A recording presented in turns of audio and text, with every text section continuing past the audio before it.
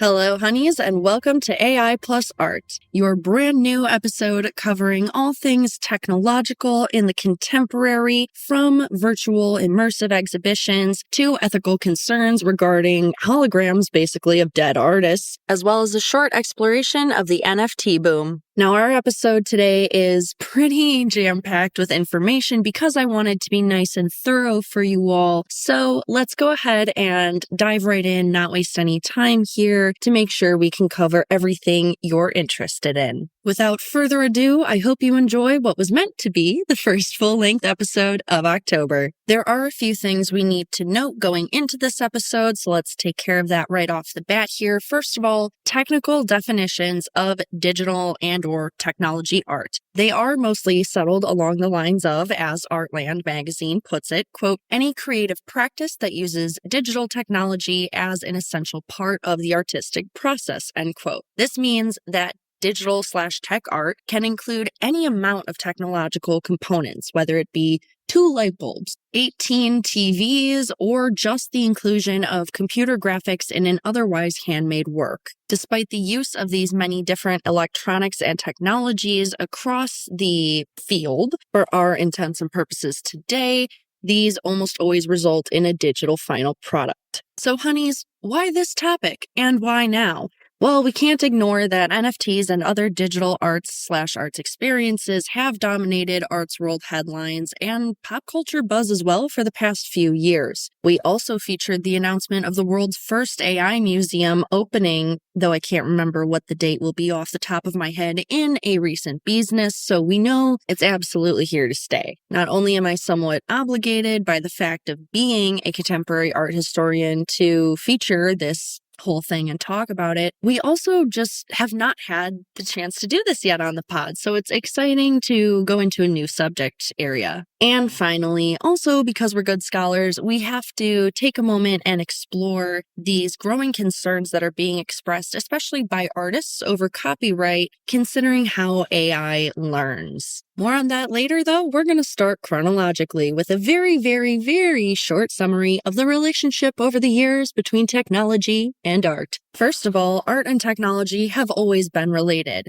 Roman sculpture, for example, was made possible by advances in tools and technology within that society across time. This is evidenced by specific details across busts, advancements in quarrying techniques discovered at different Roman sites, and perhaps most memorably, their invention of cement. Fast forward a few hundred years and you have the Impressionists, who used portable paint tubes and easels, new technologies at the time, to do their infamous plein air painting. Some recent studies have also suggested that the atmospheric effects found in many Impressionist works were in fact their attempts to capture the new effects of air pollution from the Industrial Revolution. But as you can imagine, in the 20th century, the two got a whole lot closer. This largely began with film and TV experiments, especially as Americans adopted TVs into their living rooms across the mid to late 20th century en masse. Artsy does a nice job of summarizing those years. They say artists, quote, co-opted broadcast cable to experiment with new technologies, subvert the coded social messages promoted through media, and amplify their own public image, all efforts that are still top of mind in the 21st century, end quote. So they began with TV's so-called golden age, aka the early 50s. This is when, for example, Argentine-Italian artist Lucio Fontana, known for his very provocative works, appeared on Italian TV to read passages from his own Manifesto of the Spatial Movement for Television in a sort of advocacy move for TV as an artistic medium. The 1960s saw artists such as Frieder Naki and the group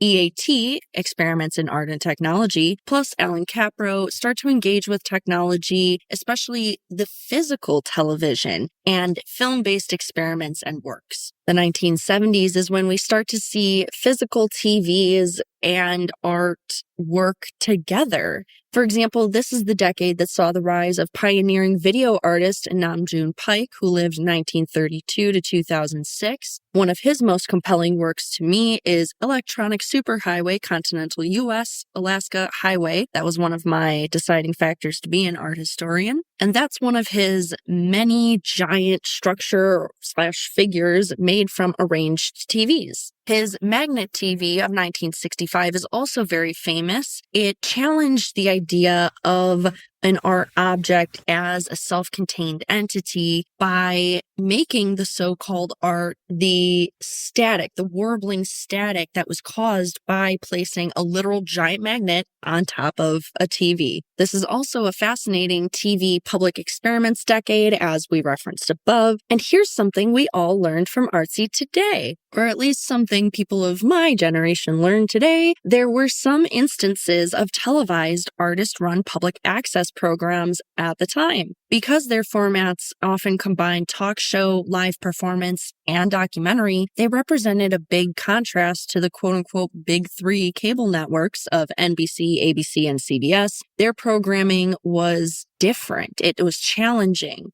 Of course, this is not true of all. Some artists went with more familiar modes like variety shows to make their TV debuts. Many were, as today's sources say, unafraid to disrupt the airwaves with crazy outfits, rock star antics, and really used live TV in the 70s and 80s to amplify these artistic personas they were inhabiting. The 1980s sees the evolution of these unusual formats, these conceptual public TV experiments, and more not only evolve, but even more new things come onto the scene. In fact, the very first digital art experiences date back to the 1980s.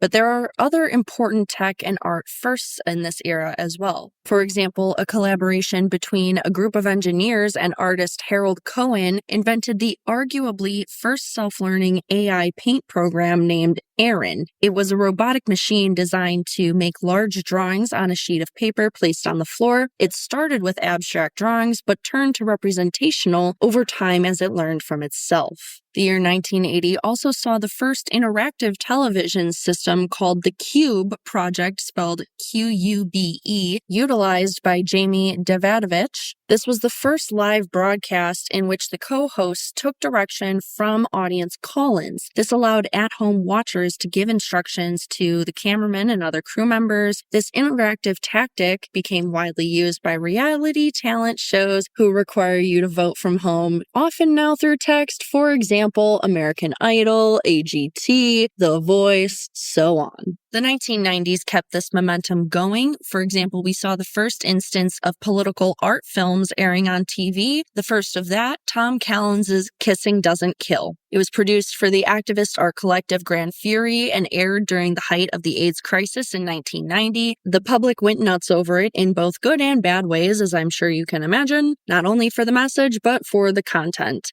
It made commercial references to Benetton's United Colors ad campaign by featuring kisses between interracial, straight, and same-sex couples. These relatively innocent clips were cut together with text phrases like corporate greed, government inaction, and public indifference make AIDS a political crisis, end quote. More importantly, the 1990s was a context where artists had a whole new slew of tools with the introduction of the personal computer. They had improvements in digital technology and the emergence of the internet to work with, so they made good use of them in various ways and to various ends. And now, of course, we have today. A few notables in terms of the AI and digital art sphere. We've got Mario Klingman, who trains AI to make paintings from stick figures, and Refik Anadol, who is the Turkish-American artist known for data-driven algorithms used to make abstract environments, and the man behind the first AI art museum. Something that I noticed when doing research for this episode is that there is actually two kind of immersive digital art forms that we can talk about here. We have the immersive virtual exhibitions. We also have augmented reality art. The major thing to note here is that the difference has to do with the level of immersion that the technology in each lets you experience. AR allows you to have tactile sensation, hearing, etc., to make things seem very close, very real and tangible enough to trick your brain into thinking the surrounding environment is your reality.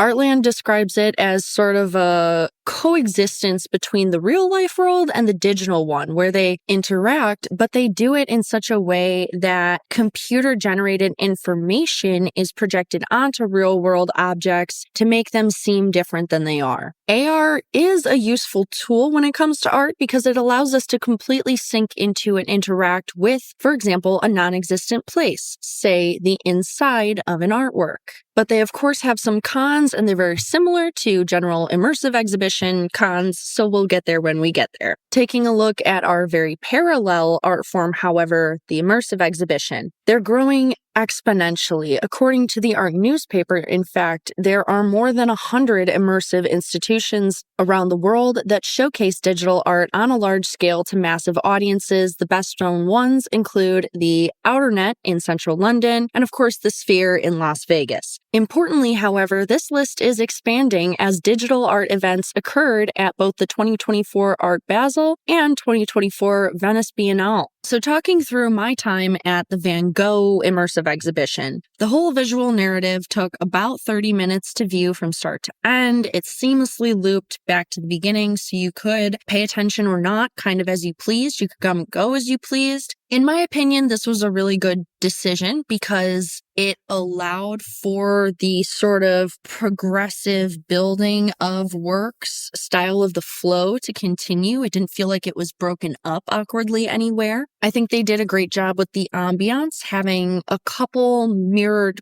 pillars here and there, having very gentle, almost unnoticeable music playing, having it be a generally fairly dark, yet comforting, especially in temperature. Temperature is a big one for me, an always cold person. Venue, it all worked. I think what was the most captivating part of that exhibition, aside from feeling like I was watching these works being painted in real time because they were animating the brushstrokes in these different artworks, it was the sense of shared respect and awe in the room that was really impressive and moving and memorable. So with that personal feedback in mind, here's why AR and immersive exhibitions work. First of all, it allows access to works that a person may not otherwise have the opportunity to see. As we know, plane tickets to France, pretty expensive. And speaking of exactly that, it can reduce costs associated with traditional exhibitions such as space rental, lighting, installation, and insurance expenses. Finally, this sort of exhibition may compel someone not otherwise interested in art, but maybe in technology or other related industries to go, and then they get hooked on art, which is exactly what we want. Finally, AR and immersive exhibitions can allow someone to focus, as I mentioned, more on collective experience instead of material goods. Unfortunately, though, we also have a list of reasons why they don't work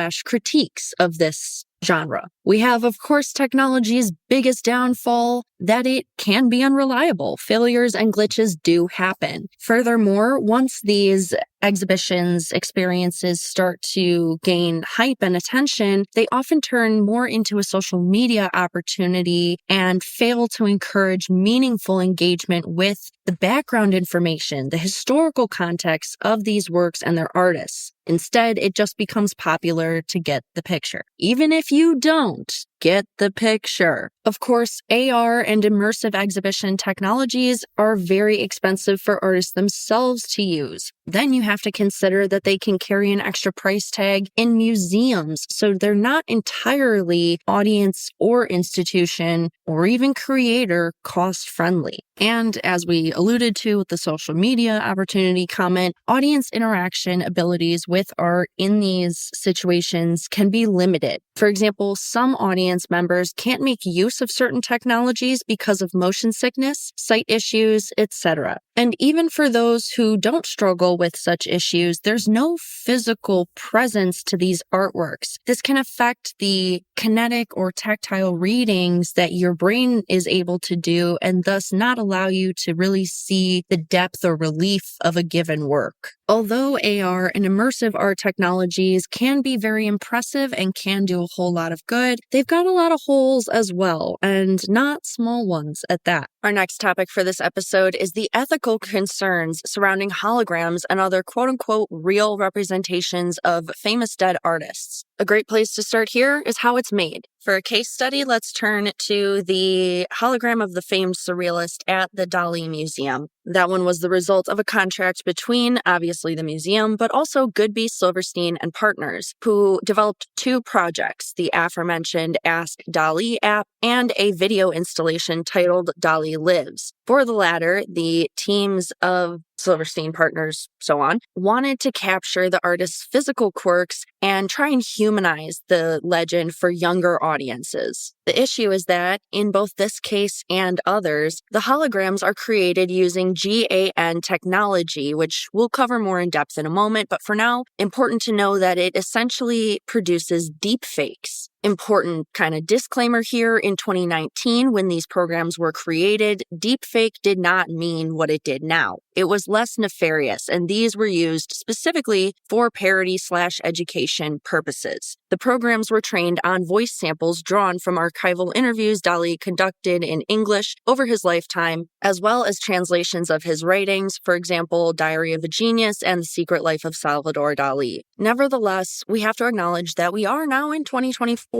And deepfakes are largely unregulated. Even if these are based on verifiable information and done well, there's danger in assuming we know a dead person enough to, quote-unquote, revive them like this. There's also potential legal consequences, as we've seen trouble in recent years regarding using deepfake technology, especially when it comes to audio. We saw a cease and desist sent to Drake from the Tupac estate for synthetic audio use, and we may remember that there were poorly received rumors of a holographic Prince set to join Timberlake at the 2018 Super Bowl that never came to be. There are also potential technological glitches to be concerned with. For example, the Musée d'Orsay debuted Hello Vincent in 2021 and ran into issues with his tragic biography. According to a report in the New York Times, so many visitors asked the artist why he killed himself, they had to tweak the program. Now he tries to redirect conversations into more positive, life-affirming directions. But really, we can't hammer home the existential, ethical questions enough here, as Art News points out. They say that, quote, the Ask Dali and Hello Vincent apps introduce significant quandaries of that sort beyond the mere legal, though that isn't completely resolved either.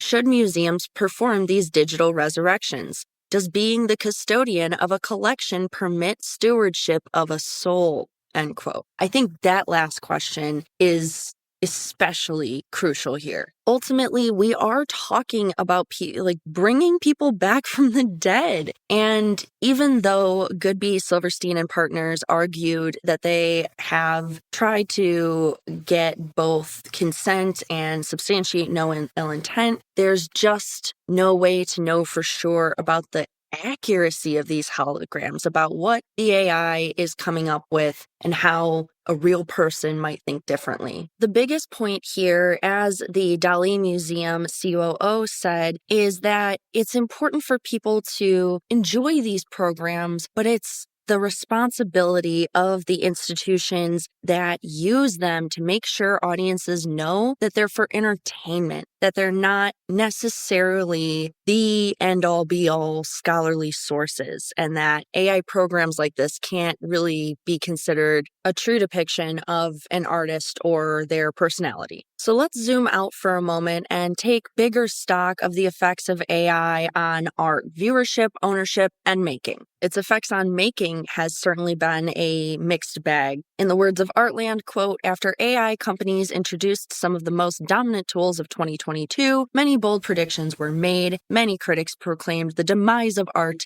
the elimination of creative jobs, and the erosion of human creativity. For the first time, these projections seemed less like abstract concepts and more like real possibilities, end quote. So this probably scared a lot of people away from it right off the bat, which is unfortunate in some ways, which is the perfect segue to start talking about adoption of these tools, some more enthusiastic than others. Although debates have always surrounded the use of new technologies and tools in the creation of art. Although a lot of people, for example, thought that the camera was a devaluation of human talent when it came out, we saw that same sort of backlash from certain sections of the art world. We also saw a lot of fanaticism, hence the NFT boom, which we will cover later this episode. But here's where many art minds are concerned and where things get juicy for the time being. AI art generators to date have only been able to replicate details, styles, based on certain prompts with literally nothing new about it. For example, from our sources, apocalyptic prompts fed into an AI art generator tend to get one of two results: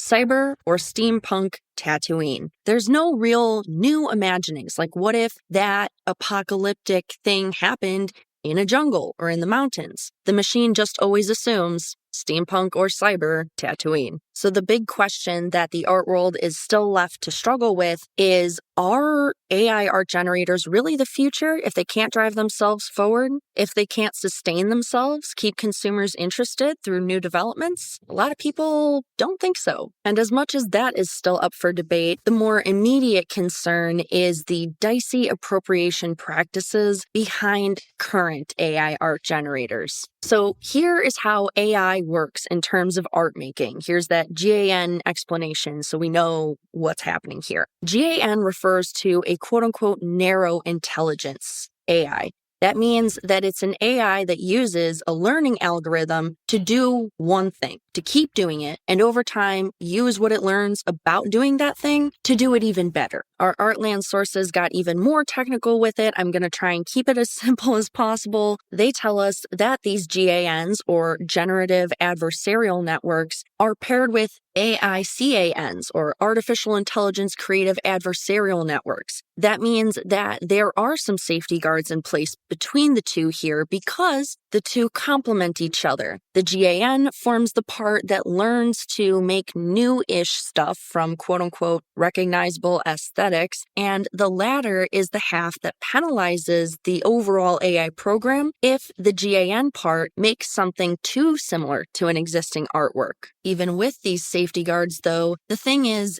that these technologies use existing imagery, most often from recent histories, because there's so much more of it. So here's where we run into our first problem: how it works and learns. It must go by example, yet the artists providing these examples may not even know they're doing it. They often don't even get credit or paid. This is because AI generative art programs often mine publicly available databases as well as websites. This means that artists who have shared their work online may have unknowingly contributed to training competing algorithms. These concerns are not helped by the secretive natures of AI art generator companies, as well as the wrongs they do admit to. One of the largest firms, Midjourney, has confessed to using millions of photos to train their AIs without permission, and OpenAI won't talk about its codes or the data behind the DALL-E 2 programs it's known for. I wanted to take a minute here for a really fascinating case study. This is the same Colorado artist who beat out human ones at a local art competition in 2022 with his AI-generated work and thus sparked big controversy. Yeah, now he's asking the courts to grant him copyright protection over that same piece, but has been basically blocked by the fact of it being AI. I had lost it in my notes, but this piece in question is Theatre de Opera Spéciale of 2022. So he submits it to the U.S. Copyright Office as an application, but since it was created using a generative image program, specifically Midjourney, the offices had to initiate a chain of legal proceedings concerning authorship of the work to make this happen, to make sure it was all squared up. They then came back and said, no, dude, Midjourney AI made that, not you. So in September 2023, this application falls through, but he tries again a year later. I gotta admit, honeys, the appeal literally made me laugh out loud. It details Alan's process in creating the image, stating he prompted the generative AI program 624 times, and that was worth the copyright because it was a process requiring, quote, more than the bare minimal mental effort, end quote. He also claimed negative bias against him and the work due to negative media attention. The U.S. Copyright Office has, as you can imagine, declined to comment, citing pending litigation. Seems very unlikely that they're going to budge, though. Now, to be fair, artists have been stealing from each other and adopting images for centuries. You can look to the PRB, Dada, Lichtenstein, etc. for evidence of that. But in each of those cases, there was a conceptual and specific purpose for doing so, for appropriating the images and remaking them. But AI does not have that creativity, does not have that thoughtfulness. And thus its copying comes off as much more rote and nefarious than inter-artist appropriations. I think it's important to note here that according to today's sources, quote, even though Cohen was always very careful not to claim Aaron's creativity, but rather his own, considering the machine just as a tool for his expression, his program is now considered a harbinger of what we know today as artificial intelligence, end quote. What we've seen in the last 30 years is a complete reversal of that stance, where everybody's instead trying to make sure that not only what goes into the program, but what comes out of the program is still considered their own. Another factor of concern when it comes to AI is accountability concerns when the programs do something unethical. Let's take another case study here. The long and short of this story is that the music label Factory New created and operated an entirely AI musician by the name of FN Mecca for months and then did basically a face reveal. And it turns out that this virtual character was black. While the creators of it were white, you can tell where this went. This one caught my eye because, as Vice pointed out in their reporting, quote, at the core was a question of ethics, who contributed to what the first AI rap star would look or sound like, end quote. It raises important questions about the misuse, haywire moments, and general boundaries of AI. This is a context where a synthetic virtual artist was created and operated by an AI system. So can or should we be mad at it for operating as it was trained to? If so, who should we be mad at? The code writers? The label who knew they wanted that sort of sound? Who is responsible? And what should we expect of them as mitigation or compensation for the offense and appropriation of culture that people saw happening here? Although there are no obvious wrong or right answers, there are good arguments for both sides. There's one that I feel the most in alignment with that I'm going to share with you. It comes from a requote via the book Ethical and Legal Responsibility for Artificial Intelligence by Patrick Hertz of 2021, cited in one of our sources for today. He essentially says, humans are morally responsible for the AI they create, deploy, and or use because the person or organization who's using the AI is responsible for making sure that algorithms get fed diverse, unbiased, inclusive, adequate data sets to make sure that the results of the program are also inclusive, unbiased, so on. He stresses the regular auditing of programs, algorithms for these things. And I do believe this is the best policy, as I agree that a proactive approach is the best, especially as currently potential afterwards and fixes remain far less clear. We have some critically endorsed ideas out there, for example, that of Californian PhD candidate Louis Rosenberg, who proposed a humanity tax on AI artworks made with tools trained on a database of creative artifacts. And you also have advocacy kind of grassroots movements as well. Here I'm referring specifically to the artist collective Spawning, who developed a tool named Have I Been Trained to enable any artist to check whether any of their works were used to train a specific algorithms, as well as the option to opt out of future versions of that AI generator. As for viewership at large, well, I think it's pretty fair to say that digital art has radically changed the way we view, enjoy, and share art as it can be easily transported, seen via all kinds of digital devices. The prevalence of it in our daily lives and the popularity of it on social medias and other platforms is allowing and empowering artists to build their own careers without traditional representation, which is also a positive.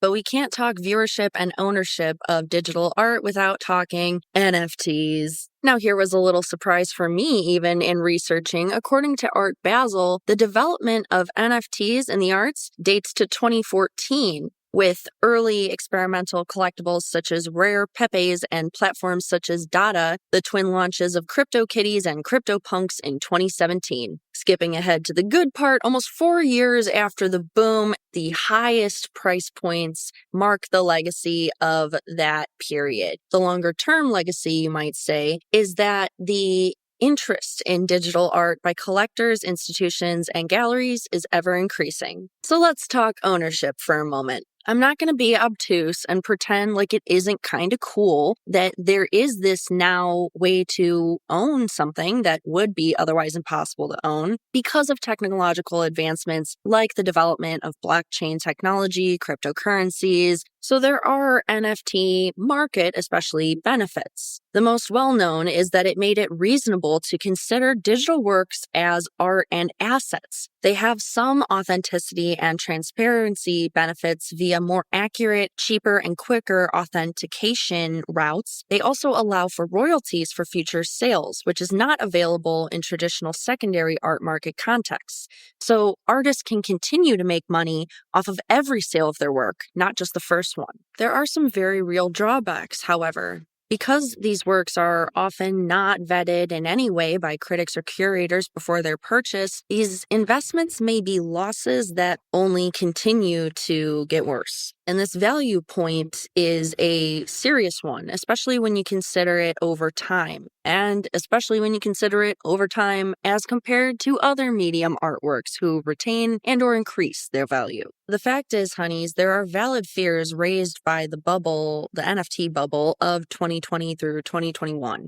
As reported in the Hiscox art trade, it hit an estimated $3.5 billion that year. But as Artsy points out, by September of 2022, NFT transactions had fallen by 97% from that January, according to Dune Analytics. Across 2023, the market leveled out has become a fairly regular part of the arts landscape. The Centre Pompidou, for example, recently bought some NFTs, and the genre continues to sell in major auction houses. We again must be fair with a disclaimer. The valuation problems surrounding NFTs are true for the traditional arts as well. Both need better systems of appraisal. But here's why it's worse with NFTs. There's a black hole surrounding appraisal standards for NFTs that complicates tax and insurance purposes especially. Furthermore, the sky-high prices seen in the NFT bubble destabilized the fairly reliable worth points of comparables traditionally used by appraisers to determine general artwork values. So there's a destabilization happening across the whole market because nobody's entirely sure what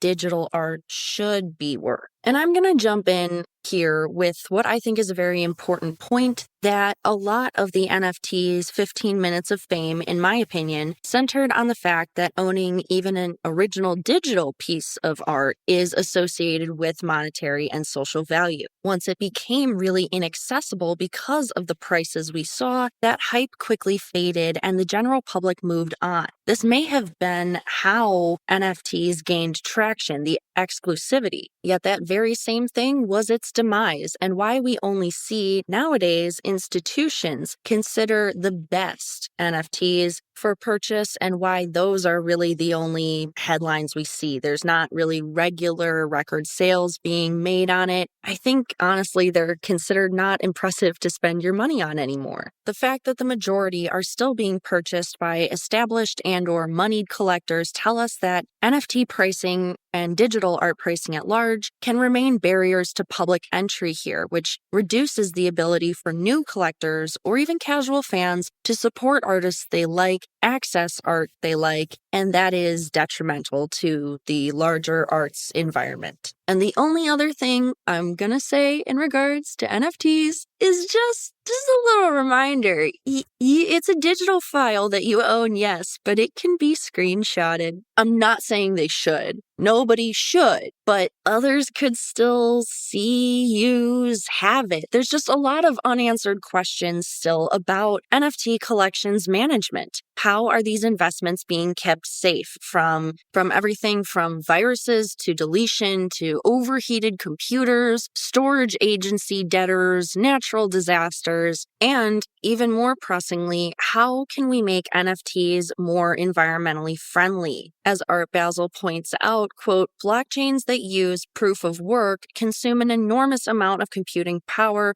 while NFTs are singularly criticized within larger systemic issues of climate crisis, end quote, largely because of the water usage needed to cool the vast data banks that are used in these systems. The sort of silver lining counterpart is that while it takes a lot of technological understanding and training to verify the authenticity and provenance of NFTs, especially if an artwork moved across different blockchains, it is becoming increasingly necessary with their adoption into major institutions. So this could lead to new education programs and new careers in the arts field. We love to see it. Yet such a wide variety of other concerns remain that we are hesitant to get too excited about any one thing. All right, honeys, that is our AI and art episode for you this month. I hope you've enjoyed everything we've covered. I hope that you found our variety interesting. Hope we answered any questions you may have about this intersection. I've got more recording to do and a practice to get to, so I'll leave you here for today. Hope you are staying well and staying hydrated, and I'll talk to you soon, honeys. This podcast and this episode were created, produced, hosted, and researched, as well as fact-checked by yours truly, Celia Bugno. It was edited by our brand new sound engineer and producer of our intro music, Chris Meinhold.